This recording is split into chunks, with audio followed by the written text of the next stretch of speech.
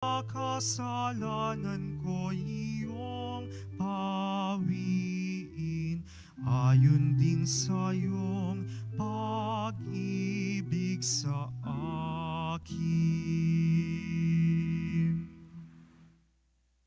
Simulan po natin ang ating pagdiriwang sa ngalan ng Ama at ng Anak at ng Espiritu Santo. Amen. Sumainyo ang Panginoon. At sumaiyo rin. Mga minamahal kong mga kapatid, sa ating ebanghelyo, lumapit ang ilang mga Griego kay Felipe at nakiusap, ibig naming makita si Jesus. Ito ang hangarin ng bawat Kristiyano, lalong-lalo na ngayong panahon ng Kwaresma. Bilang tugon sa hangaring ito, inihayag ni Jesus ang tungkol sa oras ng kaniyang kaluwalhatian na tumutukoy sa kaniyang kamatayan at muling pagkabuhay. Ang kaluwalhatian ni Jesus ay naipahayag hindi lamang sa kaniyang muling pagkabuhay, kundi maging sa kaniyang pagpapakasakit. Tayo pong lahat ay tinipon ng ating Nuestro Padre, Jesus Nazareno, bilang kaanib ng angka ng Diyos. Tinipon niya tayong lahat sapagkat mahal niya tayo. Kaya dumulog po tayo sa ating maawaing Panginoon na nagpapatawad ng lubos. Inaamin ko sa makapangyarihang Diyos. At sa inyo mga kapatid, na lubha ako nagkasala sa isip, sa salita at sa gawa, at sa aking pagkukulang. Kaya isinasamo ko sa mahal na Birheng Maria, sa lahat ng mga anghel at mga banal, at sa inyo mga kapatid na ako'y panalangin sa Panginoong ating Diyos. Kaawaan tayo ng makapangyarihang Diyos.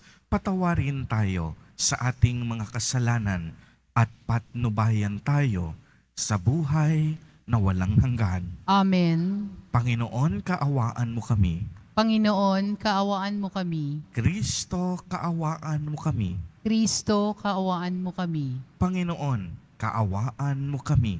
Panginoon, kaawaan mo kami. Manalangin tayo. Ama naming makapangyarihan, alang-alang sa dakilang pag-ibig ng iyong anak na siyang nagbunsod upang mahalin niya ang lahat.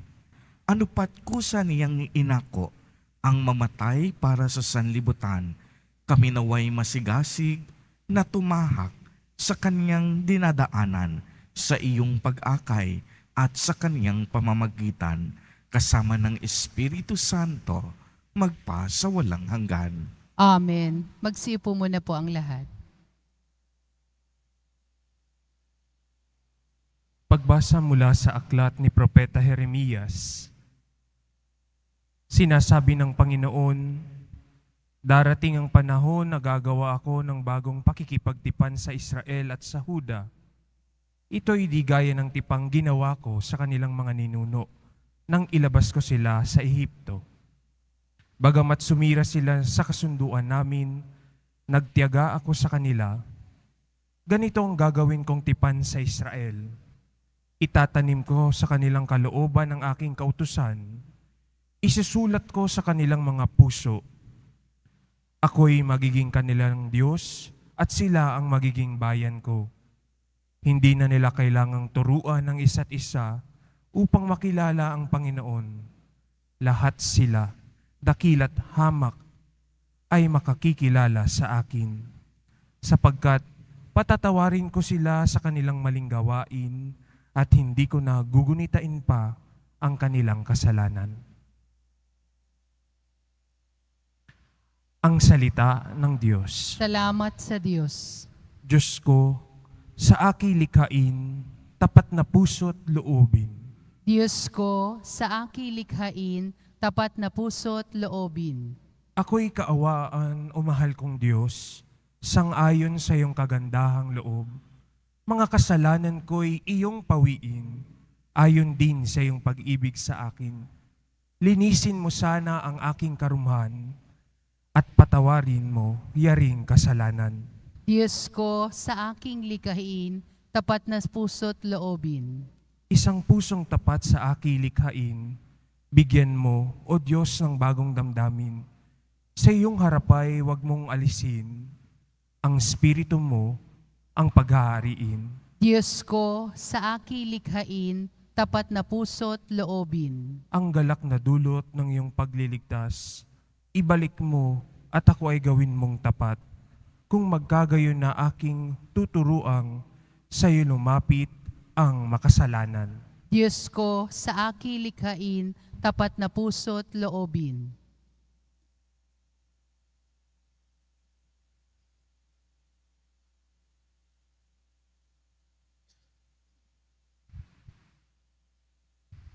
Pagbasa mula sa sulat sa mga Hebreo.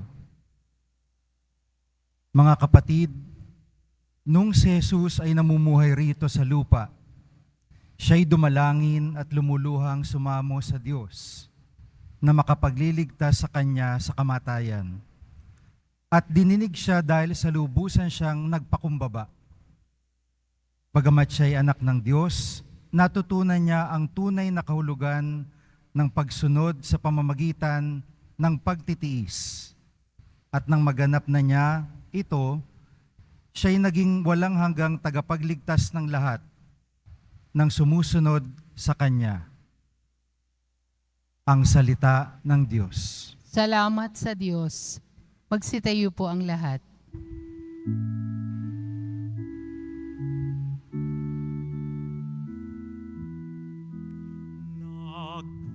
Nagpupuri kami sa'yo, Panginoong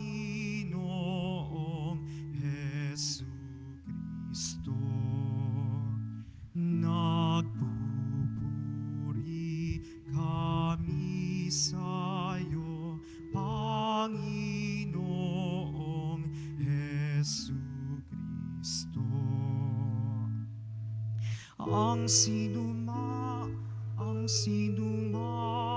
naglilingkod upang sa aki sumunod ay tunay na itatampok sa kaligayahang lubos ng mahal na anak ng Diyos. Nagpupuri kami sa'yo, Panginoong Jesucristo. Sumainyo ang Panginoon. At sumaiyo rin, Ang mabuting balita ng Panginoon ayon kay San Juan. papuri sa iyo, Panginoon.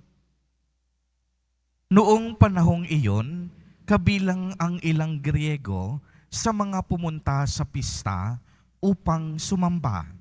Lumapit sila kay Felipe na taga Betsaida, Galilea, at nakiusap, "Ginoo, ibig po naming makita si Jesus." Sinabi ito ni Felipe kay Andres, at silang dalaway lumapit kay Jesus at ipinaalam ang kahilingan ng mga iyon. Sinabi ni Jesus, "Dumating na ang oras upang parangalan ang anak ng tao. Tandaan ninyo, malibang mahulog sa lupa ang butil ng trigo at mamatay, mananatili itong nag-iisa. Ngunit kung mamatay, ito'y mamumunga ng marami. Ang taong labis na nagpapahalaga sa kaniyang buhay ay siyang mawawalan nito. Ngunit ang napopuot sa kaniyang buhay sa daigdig na ito ay siyang magkakaroon nito hanggang sa buhay na walang hanggan. Dapat sumunod sa akin ang naglilingkod sa akin, at saan man ako naroroon, ay naroroon din ang aking lingkod. Pararangalan ng Ama ang sinumang naglilingkod sa akin. Ngayon, ako'y nababagabag. Sasabihin ko ba, Ama, iligtas mo ako sa kahirapang daranasin ko? Hindi. sapagkat ito ang dahilan kung bakit ako naparito, upang danasin ang kahirapang ito. Ama, parangalan mo ang iyong pangalan. Isang tinig mula sa langit ang nagsabi, pinararangalan ko na ito at muli kong pararangalan. Narinig ito ng mga taong naroon at ang sabi nila, kumulog. Sabi naman ng iba, nagsalita sa kanya ang isang anghel. Sinabi ni Jesus, ipinarinig ang tinig na ito dahil sa inyo, hindi dahil sa akin. Panahon na upang hatulan ang sanlibutan. Itataboy ngayon sa labas ang pinuno ng sanlibutang ito. At kung ako'y maitaas na, ilalapit ko sa akin ang lahat ng tao. Sinabi niya ito upang ipakilala kung paano siya mamamatay. Ang mabuting balita ng Panginoon. Pinupuri ka namin, Panginoong Hesukristo. Magsiupo muna po ang lahat. Magandang umaga po sa inyong lahat, mga kapatid kay Kristo. Sa lahat po ng ating mga taga-subaybay sa iba't ibang online platforms at sa lahat ng ating mga kadiboto sa iba't ibang panig ng Pilipinas at maging sa buong mundo kung saan tayo ay naaabot ngayon ng ating live streaming. Mapayapang umaga din po sa inyong lahat. Purihin at dakilain natin ang ating Panginoon, ang mahal na poong Jesus Nazareno. Mga kapatid kay Kristo at mga kadiboto, malugod po namin kayong tinatanggap sa Basilica Minor at Pambansang Dambana ni Jesus Nazareno. Tayo po ngayon ay nasa ikalimang linggo na ng Kwaresma. Ngayon po ay hudyat na. Sa susunod na linggo ay papasok na tayo sa pinakamalalim, sa pinakataimtim at sa pinakabanal na paggunita ng sambayan ng Kristiyano, ang Semana Santa, na kung saan ay ating alalahanin ang muling misteryong Paskwal ng ating Panginoong Hesukristo. At kapag pinag-uusapan po natin ang misteryo Paskwal, tatlong mahahalagang bagay. Unang-una, ang pagpapakasakit ni Jesus Nazareno. Ang ikalawa, ang kaniyang kamatayan sa krus. At ang ikatlo, ang kaniyang muling pagkabuhay. Kaya nga kung inyong mapapansin sa loob ng simbahan, ay nagsimula ng takpan ng kulay lila ang mga imahe o mga santo. Ito po ay isang matandang tradisyon ng ating simbahan.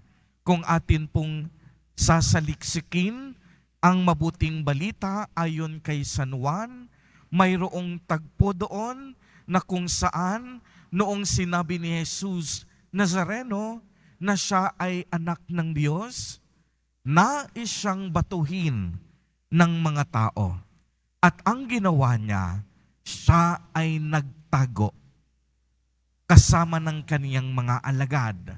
Nagtago si Jesus Nazareno, hindi dahil siya ay takot, kung hindi dahil hindi pa oras o panahon ng kaniyang pagpapakasakit. Dahil tunay ngang may oras at panahon ang pagpapakasakit ng ating mahal na poong Jesus Nazareno. Ito ay bilang pagtugon sa kaniyang kalooban o sa kalooban ng Diyos Ama para sa magaganap niyang pagpapakasakit at kamatayan sa krus. Kung inyo pong mapapansin, noong kapistahan ng Nazareno, ang atin pong naging tema ay ibig po naming makita si Jesus. Ito po ang laman ng ating ebanghelyo sa araw na ito. Ang pangungusap na ito ay sinabi ng mga Griego. Hiniling nila kay Felipe sa alagad ni Jesus Nazareno. Lumapit sila sa mga alagad. Pagkatapos nabuhayin ni Jesus Nazareno ang kaniyang matalik na kaibigan na si Lazaro. Kaya ang himalang ito ay naging ugong-ugungan sa mga tao.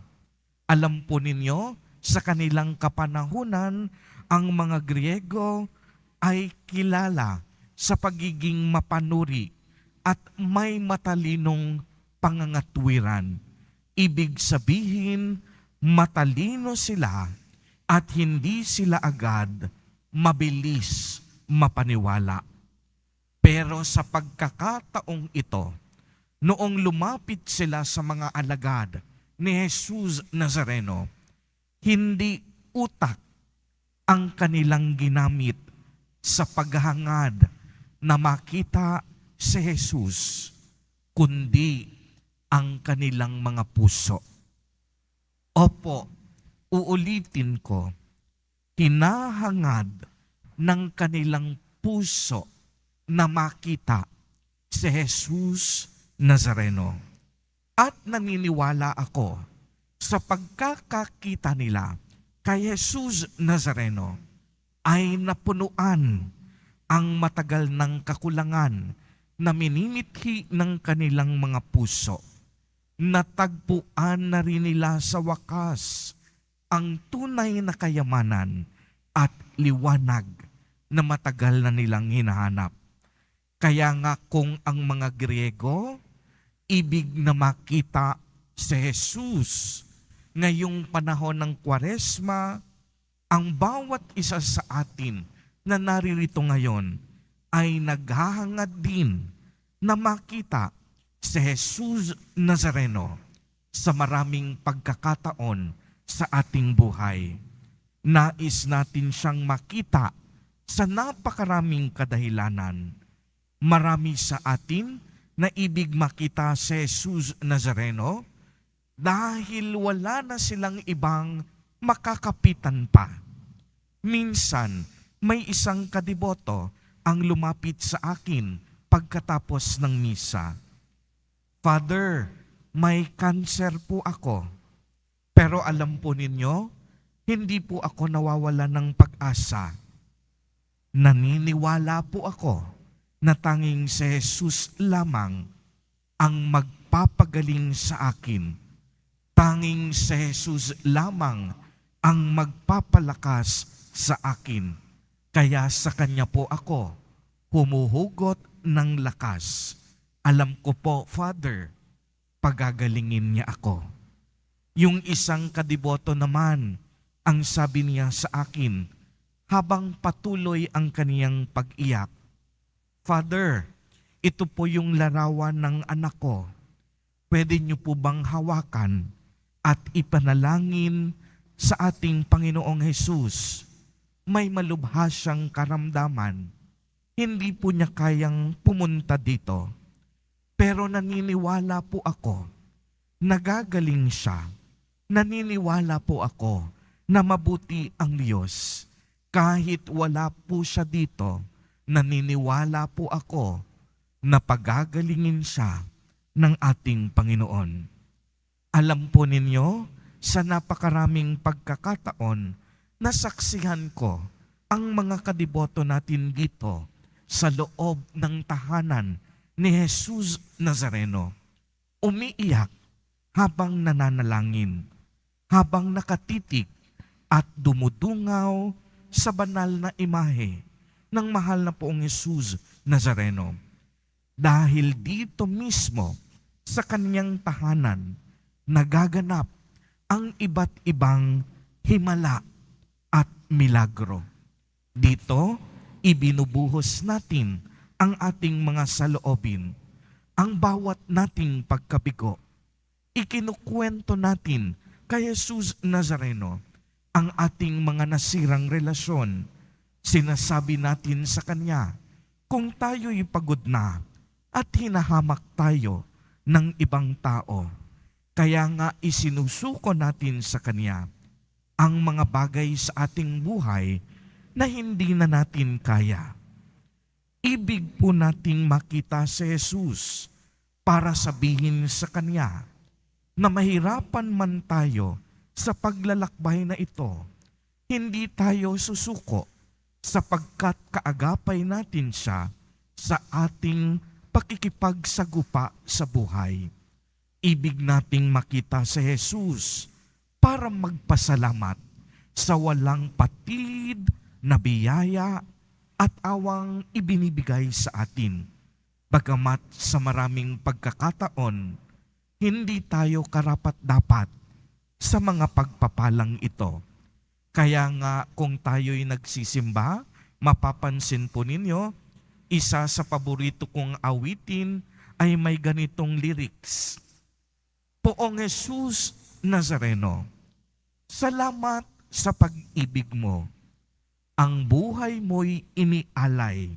Sa krus ay namatay upang kami ay mabuhay. Poong Jesus Nazareno, patawad po sa mga kasalanan ko. Ang buhay ko'y iaalay. Ang lahat ay ibibigay. Puso ko'y sa iyo lamang habang buhay. Poong Jesus Nazareno, kay buti mo, sa hirap at sa dusa, ikaw ay kasama ko. Ang samot dasal ko, sana'y pakinggan mo, nang mapawi na ang mga paghihirap ko. Poong Jesus Nazareno, salamat po. Ang iyong pagmamahal ay nadarama ko. Ngayon at magpakailanman, ikaw ay pupurihin ko. Mga kapatid kay Kristo at mga kadiboto, sa isang taong taimtim ang pananalangin at debosyon, makakasiguro ako muling magpapakita sa Kanya si Jesus Nazareno. Bakit po muling magpapakita? Dahil bago pa natin siya hanapin, nahanap na niya tayo. Bago pa natin siya masumpungan, nasumpungan na niya tayo. Bago pa natin siya ibigin, inibig na niya tayo. Magpapakita siyang muli sa atin upang sabihin, mahal na mahal niya tayo. Nais niyang sabihin sa bawat isa sa atin na hindi tayo nag-iisa sa tunay na traslasyon ng ating buhay. Ramdam ng Diyos ang bawat pagbatak natin sa lubid ng pagsusumikap. Nauunawaan ng Diyos ang bawat pagsalya natin upang maitawid ang pagkagutom at pagkauhaw ng ating buhay. Nakikita ng Diyos ang bawat nating pagsusumikap para sa ating mga anak, para sa ating mga kapatid, at sa ating kapamilya. Batid ng Diyos ang paghahangad nating gumaling sa ating malubhang karamdaman at higit sa lahat upang maiahon tayo sa ating abang pamumuhay at magkaroon tayo ng buhay na walang hanggan. Mga kapatid kay Kristo at mga kadiboto, ngayong huling linggo ng Kwaresma ay wala siyang ibang kinahangad kung hindi tayong lahat mamunga sa kabutihan, mamunga sa ating buhay panalangin, buhay pag-aayuno, at buhay pagkakawanggawa. Nais ni Jesus Nazareno na gubinhawa tayo sa ating pamumuhay. Ibig ni Jesus Nazareno, lumaya tayo sa ating pagkakaalipin at maging instrumento sa Kaniyang dakilang misyon na ang lahat sa atin ay makapanirahan sa langit at upang kahit na sa ating pinakamaliit na pamaraan, masilayan din ng ibang tao sa ating buhay si Jesus Nazareno, na sa pamamagitan natin magningning din siya sa ating mga buhay. Dahil tayo ay kanya nang pinagaling, pinalaya at inibig na walang kapalit. Amen.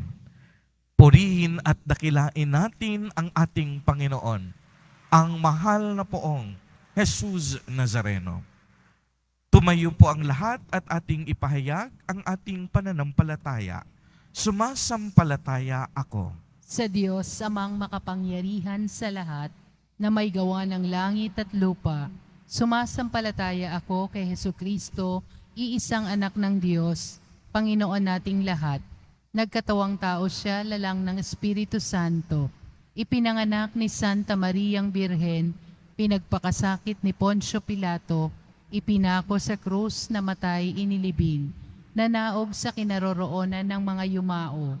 Nang may ikatlong araw na buhay na maguli, umakyat sa langit, naluluklok sa kanan ng Diyos amang makapangyarihan sa lahat. Doon magmumulang paririto at huhukom sa nangabubuhay at nangamatay na tao. Sumasampalataya naman ako sa Diyos Espiritu Santo, sa banal na simbahang katolika, sa kasamahan ng mga banal, sa kapatawaran ng mga kasalanan, sa pagkabuhay na muli na nangamatay na tao, at sa buhay na walang hanggan. Amen.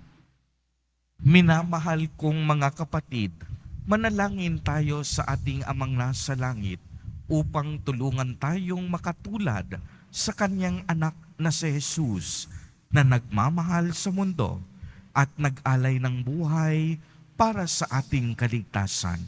Sa bawat panalangin at kahilingan ang atin pong itutugon. Ama, dinggin mo ang iyong bayan. Ama, dinggin mo ang iyong bayan.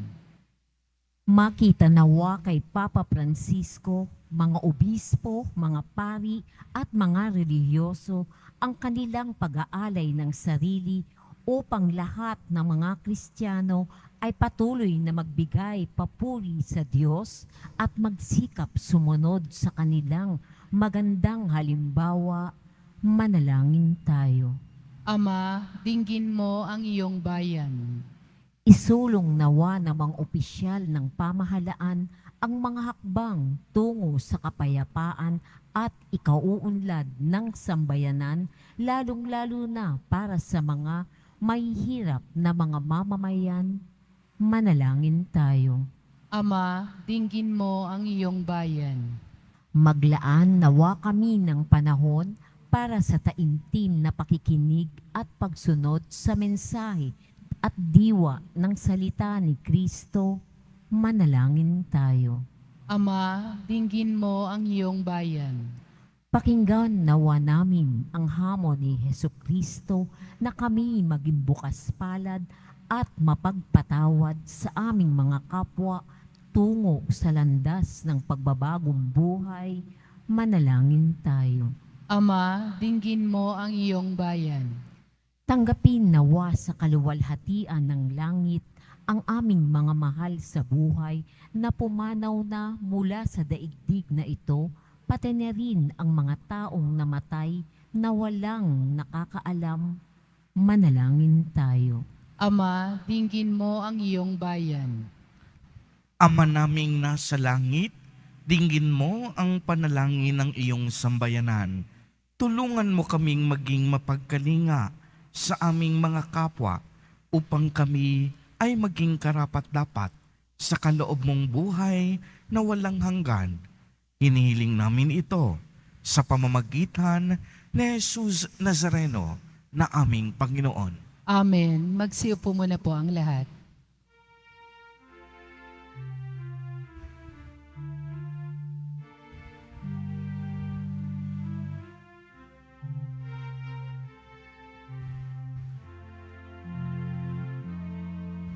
Sa'yo, Ama,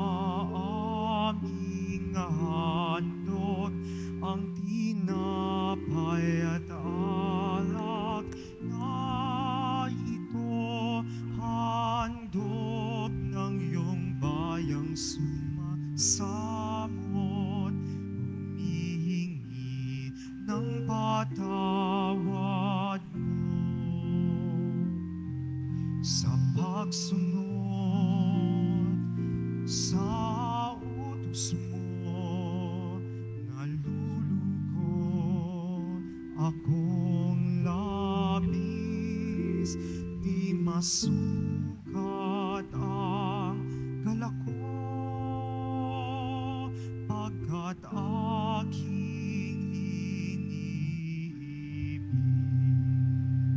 Sa'yo, Ama, aming handog, ang tinapay at alak na ito, handog ng iyong bayang sumasamot, humihingi ng patawad mo. Magsitayo po ang lahat.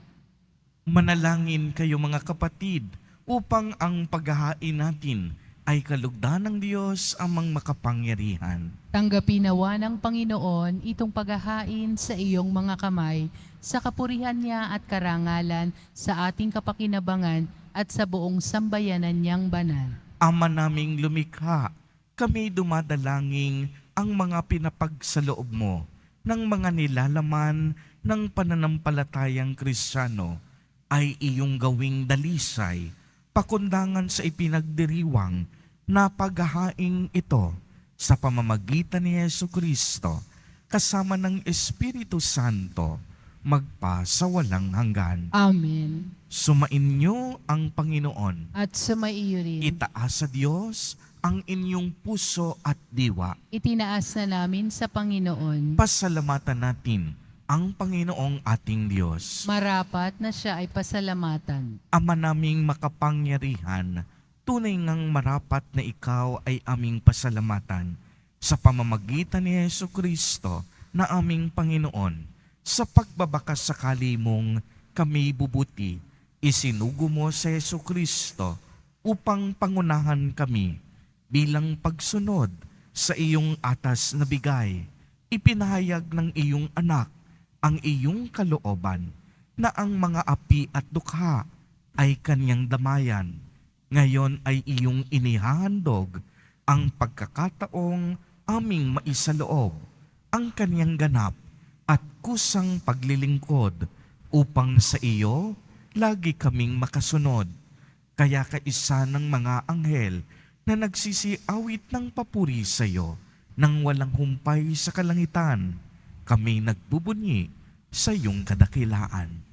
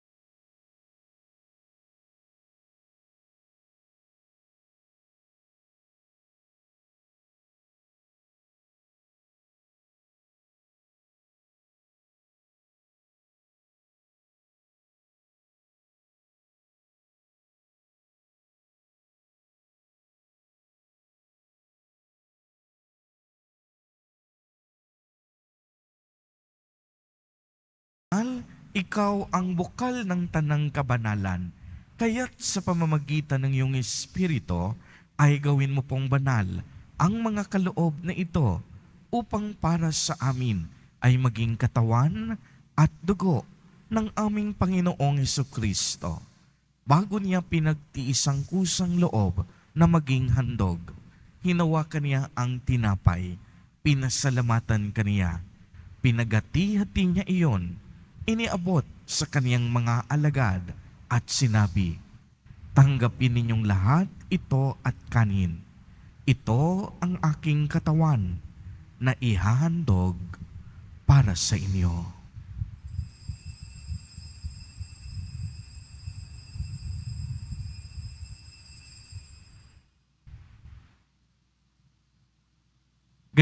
naman noong matapos ang hapunan, hinawakan niya ang kalis. Muli kanyang pinasalamatan. Iniabot niya ang kalis sa kaniyang mga alagad at sinabi, "Tanggapin ninyong lahat ito at inumin. Ito ang kalis ng aking dugo, ng bago at walang hanggang tipan, ang aking dugo na ibubuhos para sa inyo at para sa lahat sa ikapagpapatawad ng mga kasalanan. Gawin ninyo ito sa pag-alaala sa akin."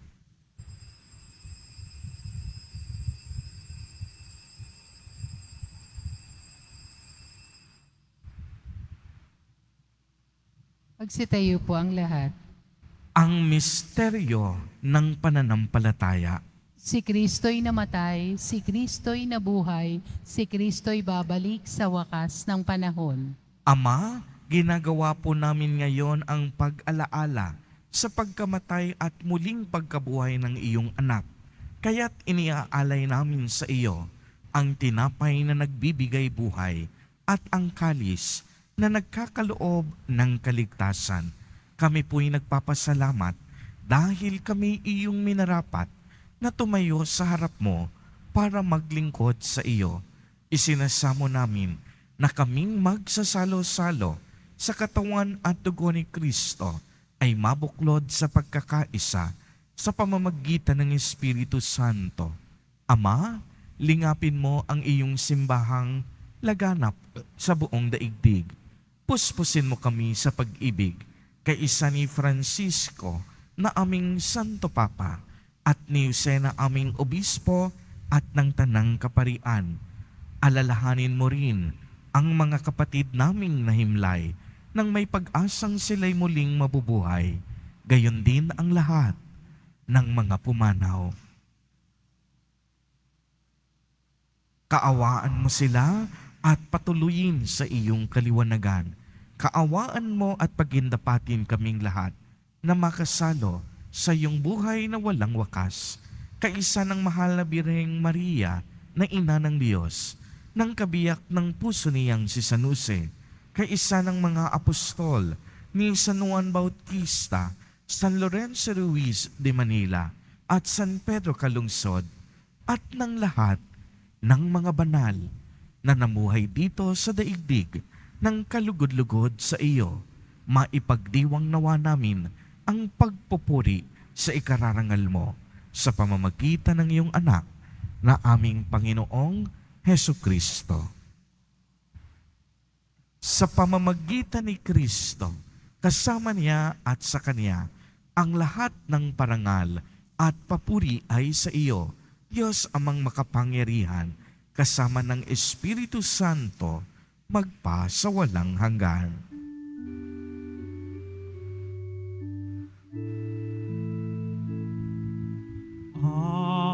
Amen. Amen. Amen.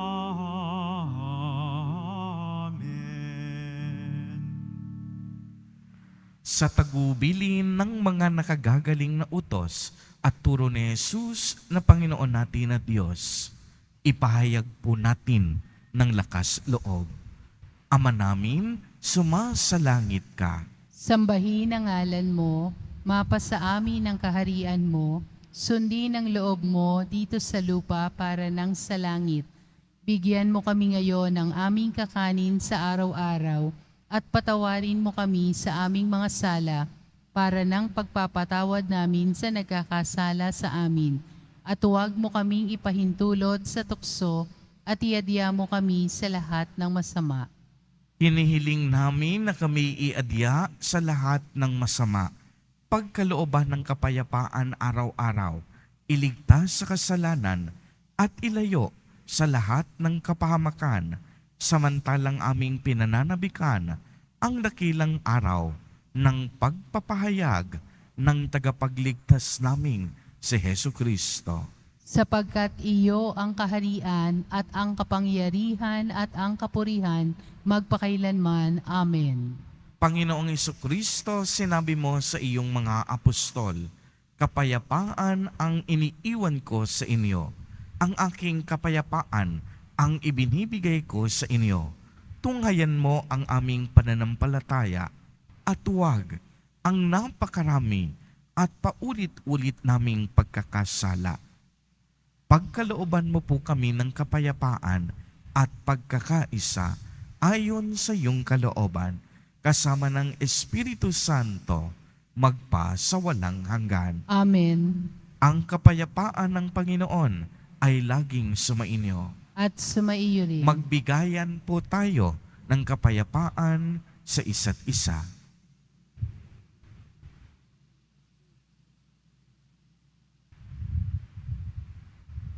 Kordero ng Diyos na nag-aalis ng mga kasalanan ng sanlibutan, maawa ka sa amin. Kordero ng Diyos na nag-aalis ng mga kasalanan ng sanlibutan, maawa ka sa amin. Kordero ng Diyos na nag-aalis ng mga kasalanan ng sanlibutan, ipagkaloob mo sa amin ang kapayapaan. Magsilhod po ang lahat.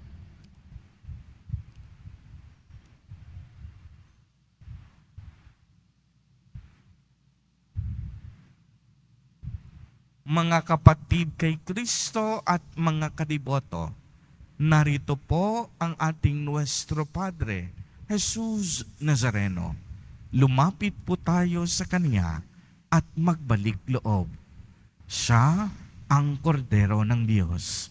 Siya ang nag-aalis ng mga kasalanan ng sanlibutan. Mapapalad po tayo na inaanyayahan sa Kanyang piging. Panginoon, hindi ako karapat-dapat na magpatuloy sa iyo, ngunit sa isang salita mo lamang ay gagaling na ako. Ipagsanggalang nawa tayo ng katawan at dugo ni Kristo para sa buhay na walang hanggan. Amen.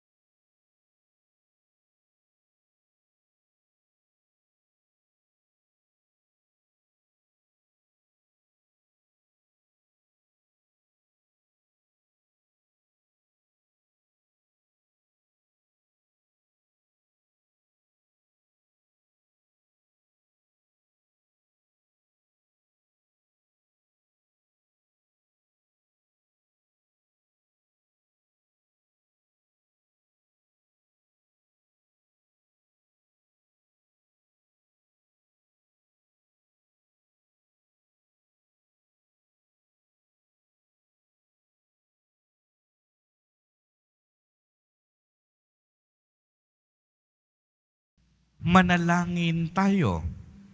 Ama naming mapagmahal, kaming nakikinabang sa katawan at dugo ng iyong anak ay mapabilang nawang lagi sa mga kaanib niya na namamagitan kasama ng Espiritu Santo magpa sa walang hanggan. Amen. Sumainyo ang Panginoon. At sumaiyo rin. Pagbabasbas. Mahal na poong Jesus Nazareno, inihayag mo sa pamamagitan ng krus ang walang maliw na pag-ibig ng Diyos sa sangkatauhan. Pakinggan mo ang kahilingan ng iyong angkan na nagsusumamo sa iyo. Makamtanawa nila ang iyong katugunan at tanggapin ang kasagutan na may utang na loob na tinatanaw. Basbasan din po ninyo ang mga daladala nilang mga imahen at dasalan. Sa pamamagitan ng bendisyon na ito, naway maalala nila ang mga pangako nila noon sa binyag na ikaw ang kanilang iibigin at paglilingkuran bilang Panginoon magpa sa walang hanggan. Amen. At pagpalain po kayong lahat at ng inyong buong pamilya ng makapangyarihang Diyos, Ama, Anak, at Espiritu Santo. Amen. Humayo kayong taglay ang pag-ibig at kapayapaan ng Poong Jesus Nazareno. Salamat sa Diyos.